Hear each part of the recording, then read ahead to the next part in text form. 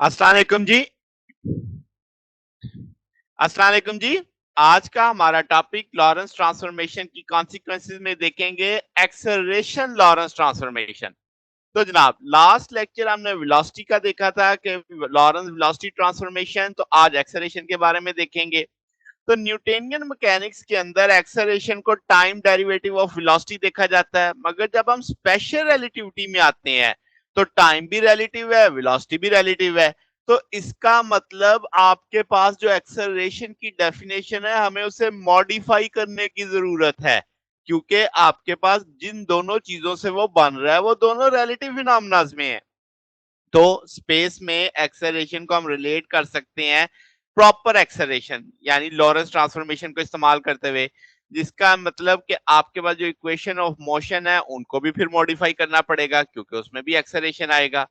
तो Newtonian mechanics में जैसे मैंने पहले कहा कि rate of change of velocity लिखा जाता है is equal to d u by d t. अब आप चूंकि रिलेटिव मोशन में है तो गैलीलियन ट्रांसफॉर्मेशन में यू प्राइम बराबर होता है यू माइनस वी, जब टी प्राइम बराबर है टी के, क्योंकि गैलीलियन में आपके पास टाइम दोनों फ्रेम्स में सेम रेट से चल रहा था।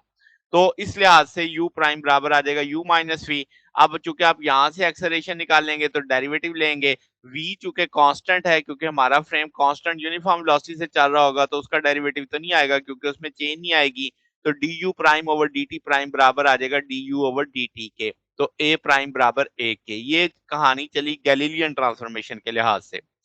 मगर जब हम लॉरेंस में चलते हैं तो वेलोसिटी में हमें लॉरेंस जो ट्रांसफॉर्मेशन इक्वेशन निकालनी है, यू एक्स प्राइम बराबर था u x minus v divided by one minus v u z square over c square.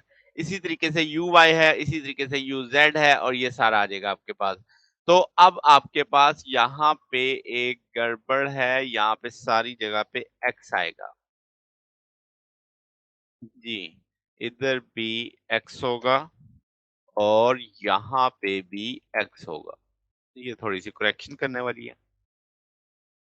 खैर, तो अब आपके पास क्या है कि आप you x you ex prime की वैल्यू भी मौजूद है, यानी कि आपके पास दोनों के ट्रांसफॉर्मेशन मालूम है, यू वाई प्राइम की वैल्यू भी मालूम है, यू जेड प्राइम की वैल्यू भी मालूम है और इसी तरीके से टी प्राइम की वैल्यू भी मालूम है।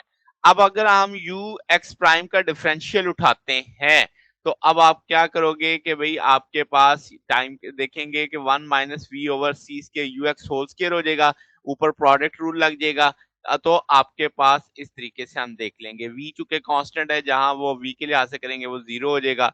तो इस तरीके से जब आपके इसे एडजस्ट करेंगे मल्टीप्लीकेशन करेंगे तो जो ग्रीन कलर में फैक्टर हैं ये आपस में कट जाएंगे, रिमेनिंग फैक्टर सिर्फ यही आएगा one minus v square over c square और डिवाइडिंग फैक्टर वही चल रहा है one minus v square c square u x whole square d u x.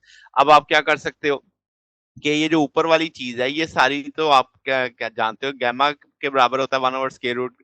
तो आप इसे गैमा स्केयर के तौर पे देख ले, गैमा स्केयर करेंगे ये तो इसका स्केयर रूट खत्म हो जाएगा, इसे ऊपर ले जाएंगे वन ओवर गैमा स्केयर नीचे आ जाएगा। तो इस सारे ऊपर वाले फैक्टर की जगह वन ओवर गैमा स्केयर लग गया और डी यू एक्स और ये सारी वैल्यू आ गई। तो ये इक्वेशन नंबर 2 आ गई। इसी तरीके से अब डी यू वाई प्राइम के लिए भी हम गेम कर सकते हैं।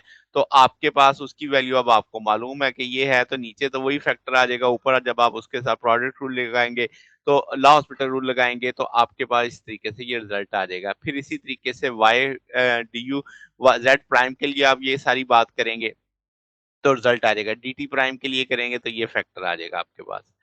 अब आप क्या करने वाले हो कि जनाब जो 2 को 5 से डिवाइड करेंगे ताकि एक्सेलरेशन निकाला जा सके, तो डी यू एक्स प्राइम अब हम डी टी प्राइम के साथ डिवाइड करने वाले हैं।